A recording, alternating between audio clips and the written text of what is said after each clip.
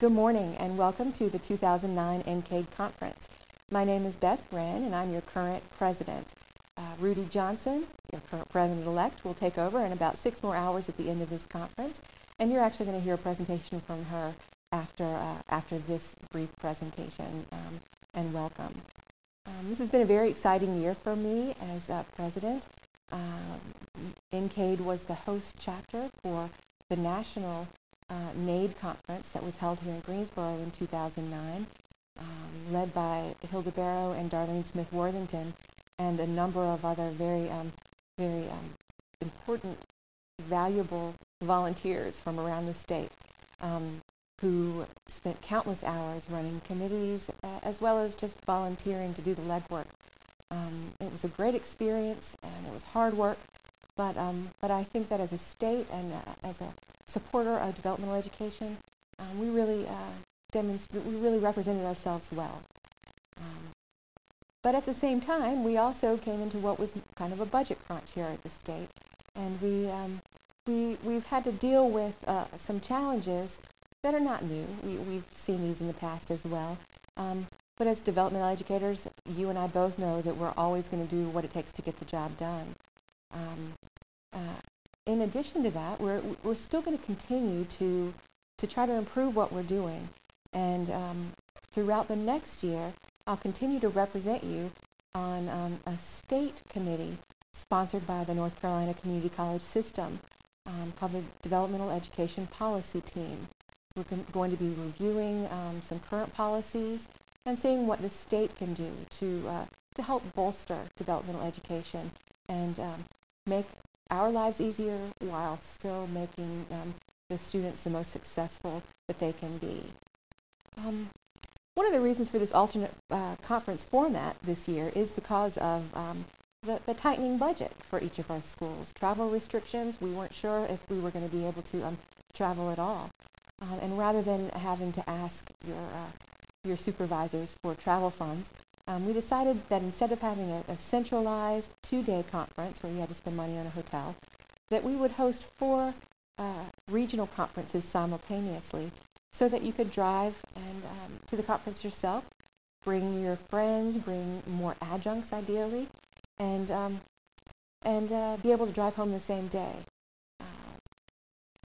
Registration fee is $15, so this made it, I think, very easy and for more people to come to these conferences than usual. And we're still going to have the opportunity to learn quite a bit from each other and from the presenters here at the conferences today. In addition to the regular presentations given at a conference, we've also added something new, a cultural social event that I hope that you'll take advantage of at the end of conference day. This is intended for us to be able to spend some quality time together so that we can get to know each other on a personal level as well as the professional level that we've already started to build. It sounds exciting, it sounds interesting, and just being able to spend time away from the stressors that we experience every day is definitely something that I find worthwhile. The first thing I'd like to do is to thank the regional chairs who are hosting these conferences today. It took quite a bit of time and effort in addition to all the work that we still do. I say every once in a while, and I teach too, because in addition to these responsibilities that we have day to day, they've taken on the role of coordinating these conferences and planning them for you. Abrina Tompkins at Surrey Community College is the Western Regional Chair, and Claudia Swicegood at Rowan Cabarrus Community College is the Western Regional Chair-elect. At Edgecombe Community College, Samantha Spencer is the Eastern Regional Chair, and Tammy Bishop at Wayne Community College is the Eastern Regional Chair-elect. I appreciate all of the effort. You know, we didn't have regionals in the spring because it was so close to the NAID conference, and so that today all 4 of us would be able to host an individual conference and not feel overburdened. The regional chair-elects as well will be hosting regional conferences in the spring so that we'll have another chance to get together for one day. While I'm thanking executive board members, There are two outgoing board members that deserve a moment of time. 4 years ago, Claude Moore at Cape Fear Community College accepted the role as webmaster and coordinator of our listserv. He started it from scratch, basically, and has held on to this position for 4 years, even though his commitment was only for 3. So I'd like to give him a lot of thanks, and he has my gratitude for pulling us together and helping us to engage in more communication than we have in the past. So thank you, Claude Moore. Beth Bynum, the current vice president, has accepted the role as webmaster, and in the next month or so, I'll be sending out an email with a new web address because the new website will have to be hosted on the GTCC server. Beth is working on an updated website and will be the contact person that you'll speak with in that case. The other person who's leaving us this year is Michelle Jarvis from Davidson County Community College. She has been the secretary for the last 2 years and has done an outstanding job. She has moved on now from Guilford Tech and has moved to Davidson Community College, where we'll miss her greatly from here at GTCC, but we hope that she will continue to keep in touch with us. Which brings us to who is replacing Michelle Jarvis. First of all, we have our incoming president-elect, who this year is Tammy Bishop. Tammy is the current Eastern Regional Chair-elect, so we're going to be looking for a new Eastern Regional Chair. So if any of you out there are interested and would like to volunteer, we're looking for you, so give me a call or an email. Tammy will be joining us from Wayne Community College, and she served as the moderator committee chair for the NAID conference. In addition to Tammy, Janice Irvin from Central Piedmont Community College will be joining us as the new secretary. This year, since we aren't all together at one location, we actually held the oaths of office over the phone on a conference call. So they have all been sworn in and now officially are your new executive board officers. Next year's officers, we're going to have a position of president-elect open and treasurer. So please keep that in mind.